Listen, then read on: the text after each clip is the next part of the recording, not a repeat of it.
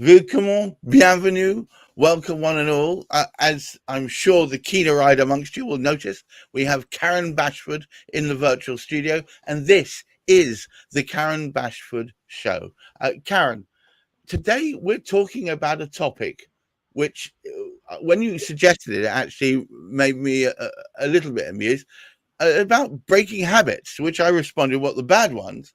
And you said, well, both. What do you mean by that?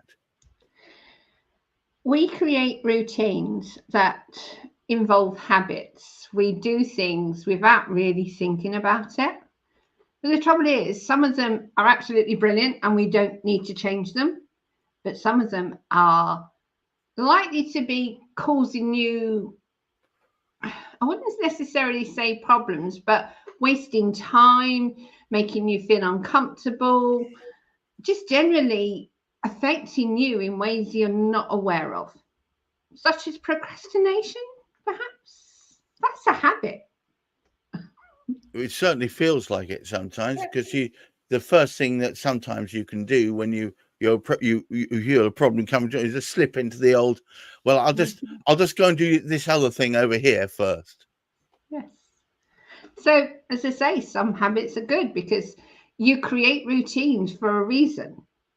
But Right. how often do we actually review those routines?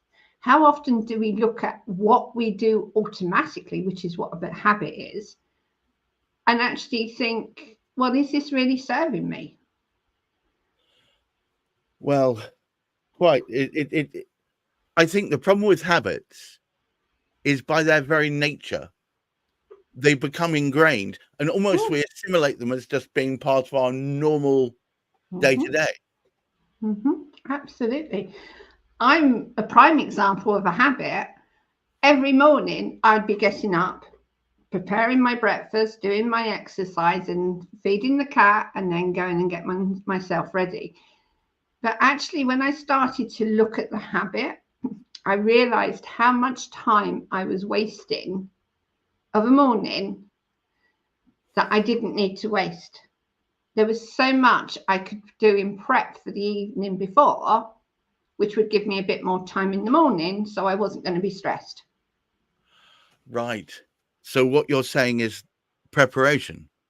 Preparation helps no end. Like for me now, I prepare my breakfast or as much as possible the night before so that when I get up, I'm not thinking, oh my God, I've got this much time. I've got to do this, this, and this. It's done. So it gives me that much more time of the morning to enjoy my exercise. I'm not thinking, looking at the clock, thinking, oh God, I've got to get ready, kind of thing. I'm organized and I'm calmer about it all. I haven't got to think, well, I've got to get out the door or I've got to get onto this or whatever. It's done. It's half done already. So I've gained probably about 10 minutes every morning. Those 10 minutes aren't that long, really, but they keep me so much calmer because I'm not stressing about what still needs to be done. Yeah, so it's a consequential removal of an extra level of anxiety that would Yeah, otherwise potentially hold you back anyway. yeah, definitely. But isn't there some comfort in habits? Habitual things can make one feel safe and not unworried by at least the habit. But then again, are you really happy with what you're doing? Because we can all sit in our safety zone, our comfort zone, but is that really serving you? Is that really making you happy? Is that really helping you? You probably, do you know what? In the final analysis, probably no. But when you're wallowing, like a hippo, and you're comfortable in the warm mud, and you should really get out, but you just sit there and wallow. It's sometimes comfortable to just wallow. Waking up and faffing around, putting the tea in this and wondering where you put that and looking for this and putting it together probably gives some form of quiet comfort. Yes, but then again, I would ask you, are you getting the most out of your life? And I'd probably say no, because there is all that Yeah. extra stress of have I should I, when if I spent some time, as you say, the evening before, making sure the stuff is ready, then that at least would be plain sailing, and then I can then focus more on the rest of the day. Are there other areas that become habitual that perhaps by thinking about them you can remove the stresses that they can sometimes provide? Well, if we look at health, we have habits around our health. Yeah. When we're feeling stressed, we go maybe to eat, we go to drink, we turn to perhaps just sitting in front of the TV doing nothing. They are damaging our actual health. So, yes, health. We spoke about money earlier on and our habits around money, our reluctance to actually admit that perhaps we need to look after our finances a bit better or be more comfortable talking about money and such like.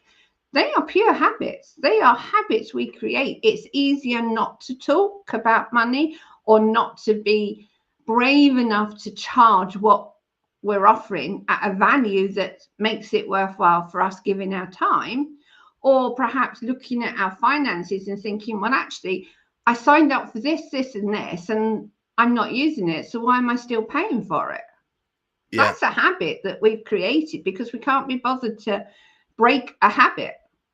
Do you know what? Some people in the neurodiverse community refer to that as the ADHD tax. You take on a bunch of subscriptions for TV channels and for shopping this and that, and then forget all about them because something comes along and distracts you. And before you know it, you've got hundreds of pounds going out your month, of your account every month for stuff that you don't need.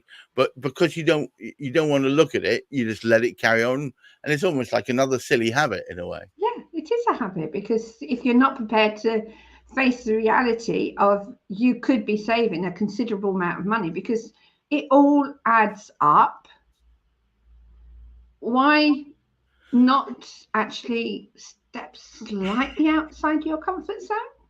Well, you make a lot of sense, but I know that, and I see this in myself. I know that sometimes there's that you just don't want to change what's going on now because it seems to work okay. So you just keep pushing forward in everything else, but leave that well alone. Certainly on the money front, it's well, I'm sort of muddling along, aren't I? So let's leave that be. When a little bit of effort and a little bit of time, and you could probably be a damn sight less anxious overall. Yeah. And as you're talking about it, I can pick up that there is a slight anxiety around it for you because I face my money situation head on now. I never used to. I was the world's worst. But now I face it head on and I look at things and think, is this going to help me? Should I pay the money for it? Am I going to be able to use it? Or I start to look and review things. But you can only do that one step at a time. So maybe it's not looking at all your finances and thinking, I can't do this, because that becomes overwhelming. Look at one thing, one standing order, one direct debit, one credit card payment, just one. And then you'll start to realize that how much money you could be saving if you took a bit of action. And if you can't do it yourself, have somebody else help you with it. I think there's I said when I was younger, I remember there was a time where I had a whole bunch of stuff going out and I'd lost control of it, frankly. Mm-hmm. I was in my mid-30s and I just felt shame that I'd allowed it to get to that point. And I couldn't tell anyone. And eventually my then partner, was a different partner to her, found out and she hit the roof and it was terrible. How could I do this to us, etc., etc. But the truth is, the the habit that I developed into felt harder to face up to and harder to talk about. Then when I actually did face it up to it and just plowed through it, suddenly I was hundreds better off. Mm-hmm.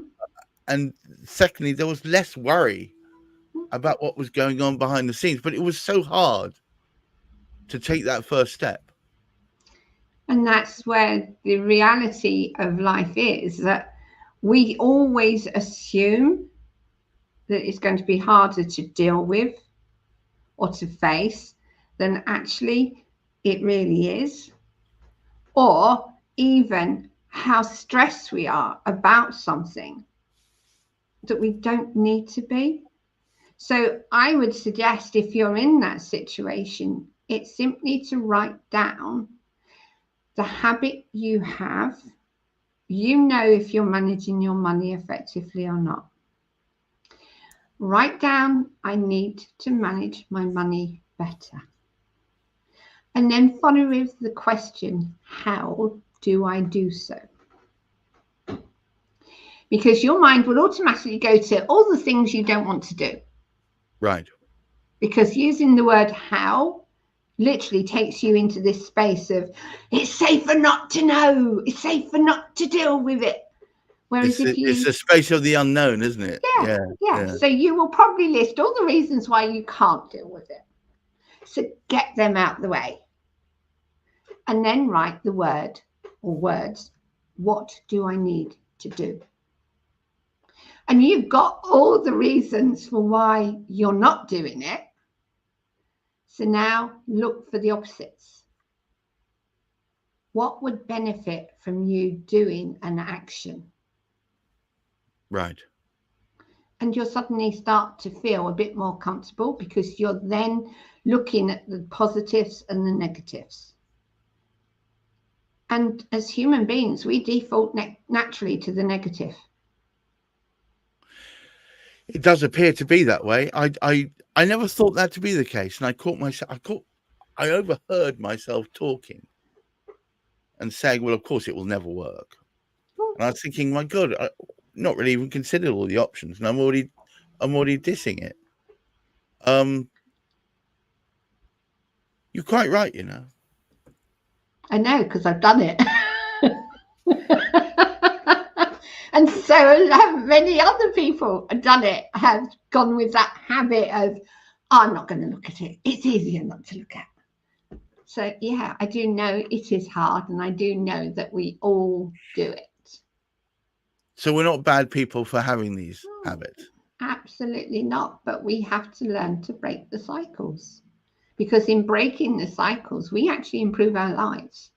And this is what this is all about. Everything I talk about is improving how you live your life and the results you can have from improving your life.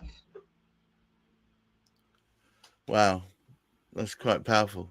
So I'm going to put up a little ticker underneath this. Anyone can take a first step, and one of these first steps could be having a conversation with you. What would be a prime indicator why someone would find that useful for them?